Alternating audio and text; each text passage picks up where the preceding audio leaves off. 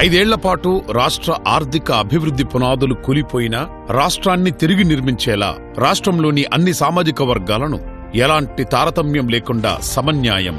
సమాన అభివృద్ధి అందించే దిశగా స్వర్ణాంధ్రప్రదేశ్ 2047 కలలను సాకారం చేసుకునే దిశగా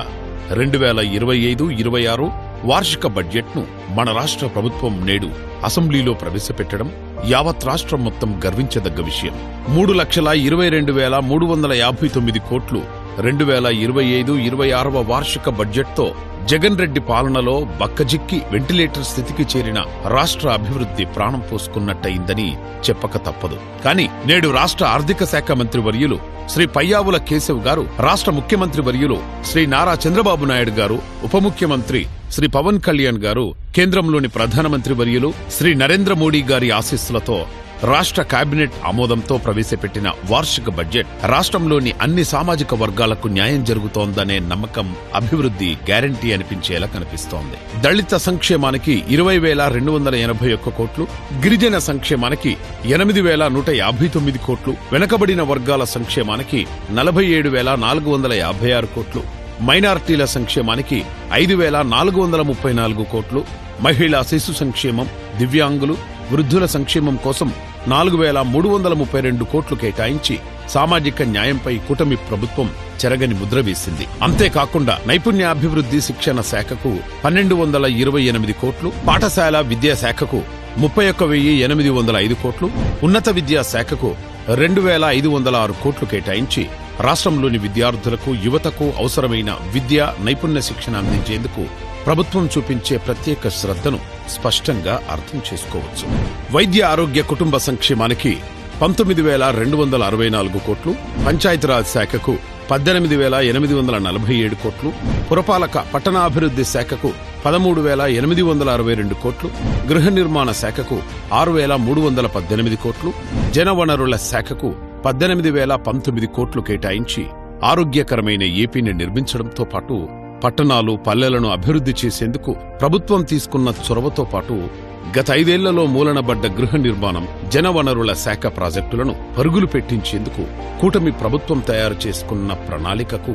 ఈ బడ్జెట్ కేటాయింపులు అద్దం పడతాయి. పరిశ్రమలు, వాణిజ్య శాఖకు 3,156 కోట్లు, ఇంధన శాఖకు 13,600 కోట్లు, R&B శాఖకు 8,785 కోట్లు, యువజన పర్యాటక సాంస్కృతిక శాఖకు 469 కోట్లు, గృహ మంత్రిత్వ శాఖకు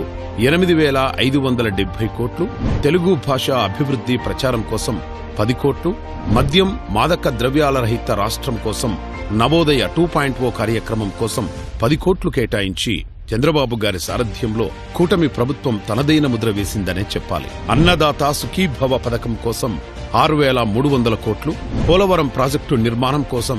6,705 కోట్లు, జల్ జీవన్ మిషన్ పథకం కోసం 2,800 కోట్లు, వ్యవసాయం అనుబంధ రంగాల కోసం 13,487 కోట్లు, పౌర సరఫరాల శాఖకు 3,806 కోట్లు, తల్లికి వందనం పథకం కోసం 9,407 కోట్లు, ఎన్టీఆర్ భరోసా పెన్షన్ల కోసం 27,518 కోట్లు కేటాయించి అన్నదాతలు, వ్యవసాయ రంగ అభివృద్ధి, ఆహార భద్రత, సామాజిక పెన్షన్తో సామాజిక భద్రత, సంక్షేమం, తల్లికి వందనం పథకంతో సూపర్ 6 పథకాలపై ప్రభుత్వం ఇచ్చిన హామీని నిలబెట్టుకునే దిశగా కూటమి ప్రభుత్వం తన చిత్తశుద్ధిని బడ్జెట్తో నిరూపించింది. ఆర్టీజీఎస్ శాఖకు 101 కోట్లు,